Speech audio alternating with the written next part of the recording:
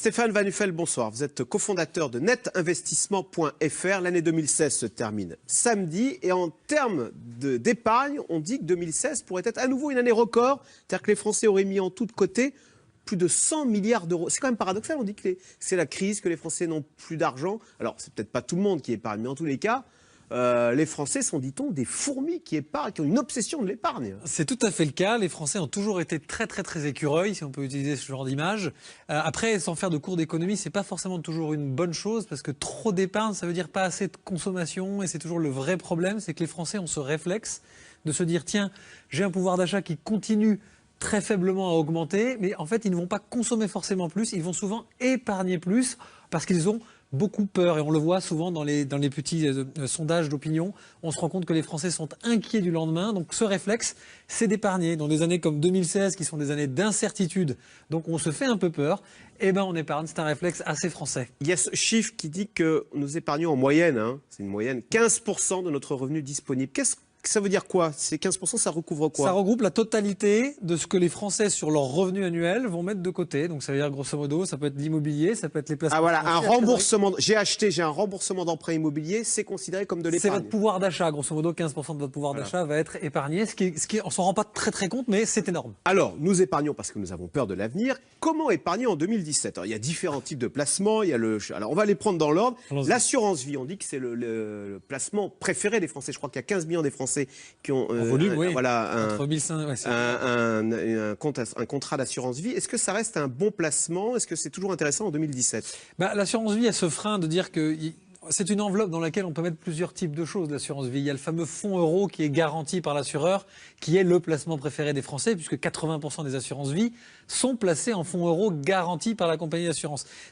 Aujourd'hui, il y a un vrai frein là-dessus, parce que les taux sont très bas, puisqu'ils se calculent exactement comme votre taux bancaire. Donc si vous empruntez pas cher, votre argent sera, à l'inverse, rémunéré pas cher. Donc là, il y a un vrai frein, une vraie inquiétude sur les fonds euros des contrats d'assurance vie. On dit que ça va rapporter moins de 2%. Clairement, les premiers assureurs qui sortent leurs chiffres là en fin d'année ont déjà annoncé entre 1,20 et 1,80. Alors, attention Axel, vous avez 0% d'inflation aujourd'hui. Ça veut dire que le coût de la vie n'augmente pas en France. Donc même si on vous verse 1,50 de rémunération, c'est toujours 1,5 plus que ce que ça vous coûte. Il y a des impôts à payer sur les 1,50 en plus. Alors, j'allais vous dire, il y a un placement où il n'y a pas d'impôt à payer, c'est le livret A. Est-ce que, vu que l'assurance vie en fonds euros, ça rapporte tellement peu, est-ce qu'on n'a pas intérêt à se mettre en livret A? Alors là, attention, je vais être un peu provocateur, mais ça rapporte 0,75 un livret A. Ouais, donc si on le fait en volume, on va se dire très bien, en valeur, on se rend compte que c'est 2 fois moins que le contrat assurance vie. Donc certes, je ne paye pas d'impôt, certes, je suis beaucoup plus flexible, mais ça ne rapporte que 0,75. Donc attention, c'est pas bien non plus. Pas avoir le beurre. Il paraît qu'il y avait le filon des PEL, des plans épargne logement, qui avaient un taux jusqu'à récemment très intéressant. Les PEL ont toujours été très intéressants. Le plan d'épargne logement avait cette spécificité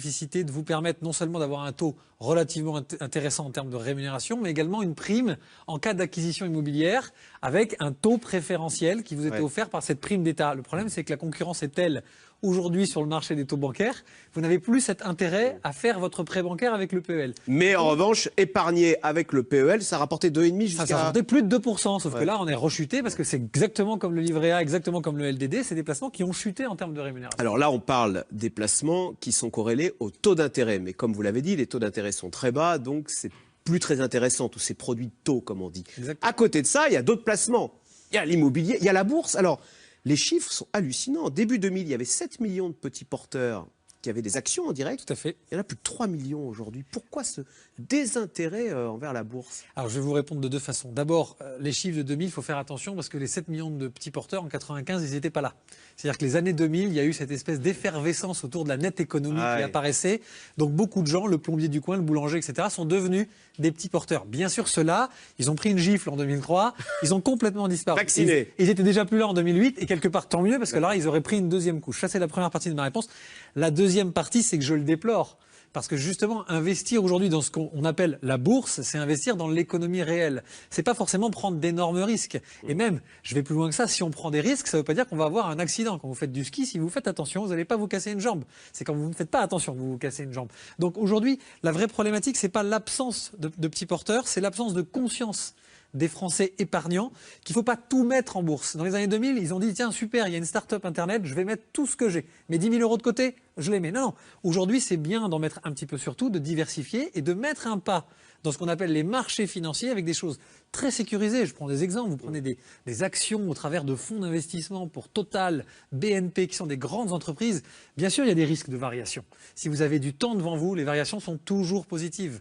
Aujourd'hui, si vous faites un calcul, je m'en mets à couper, hein, prenez sur 90 ans, quelqu'un qui aurait mis 100 000 euros en bourse il y a 90 ans, il aurait fait, je pense, 10 fois son placement. Il n'aurait jamais eu ça sur un livret A ou sur n'importe quel autre type de placement. Alors, on le disait tout à l'heure, on parlait de l'assurance vie. L'assurance vie, c'est une enveloppe. On peut faire de la bourse via l'assurance vie. Ça s'appelle unité de compte. Est-ce qu'elle n'est pas là la bonne recette? On a le rendement de la bourse et on a l'intérêt fiscal, puisque l'assurance vie, l'intérêt, c'est qu'on est moins taxé. Non? Clairement. Bah d'abord, là, vous prêchez un convaincu, puisque c'est mon métier. Mon métier, c'est d'expliquer aux gens que dans leur contrat assurance vie, je ne vais pas leur faire du fonds euro à 100%. Ce qui rapporte rien, là. Mais c'est pas ça, c'est que j'ai aucun intérêt. Ma valeur ajoutée à moi, c'est de leur expliquer qu'ils peuvent faire des unités de compte. Des unités de compte, c'est quoi? C'est dans cette enveloppe fiscale qui est une assurance vie, vous pouvez mettre des petites enveloppes. Et ces petites enveloppes, à l'intérieur, on va mettre des actions de différents types de sociétés. Allez, l'immobilier, d'un mot. Est-ce que c'est encore intéressant? Je dis ça parce qu'on a vu là, que les prix étaient revenus à leur niveau record de 2008. Donc, c'est pas quand c'est au plus haut qu'on fait de bonnes affaires.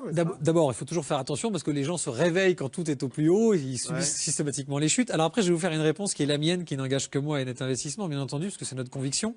On parle de l'immobilier avec un grand Y, avec un grand I, pardon.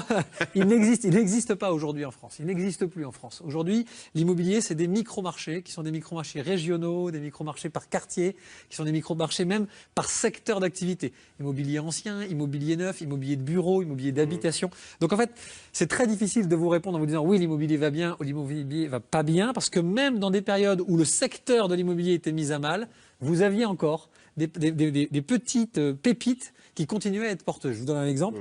Même en 2008, quand il y a eu à un moment donné un frein sur l'entièreté de l'épargne, y compris de l'immobilier à un moment donné, vous aviez des petits murs des supermarchés type le Monoprix du coin ou le Carrefour Market du coin qui continuaient à avoir des rendements locatifs très importants. Pourquoi? Parce qu'on a besoin de se nourrir, donc il y a besoin d'endroits pour se acheter de quoi se nourrir. Alors, Stéphane Van Nuffel, on va arriver au nœud de cette interview. Nous disions tout à l'heure que les Français ont peur pour le chômage, peur demain de ne rien avoir à la retraite. Et donc, on sait qu'il y a des millions de Français qui font ce qui s'appelle de l'épargne retraite. Alors, il y a différents supports, il y a le PERCO, le PERP. Les fonctionnaires aussi font beaucoup préfonds, etc. Il y a 900 000 fonctionnaires qui, tous les mois, mettent de l'argent pour l'épargne retraite. Est-ce que ce sera toujours intéressant en 2017 de faire de l'épargne retraite comme ça l'est aujourd'hui? Alors les indépendants aussi, parce qu'il y a la fameuse loi Madelin pour les indépendants, voilà. C'est exactement la même chose.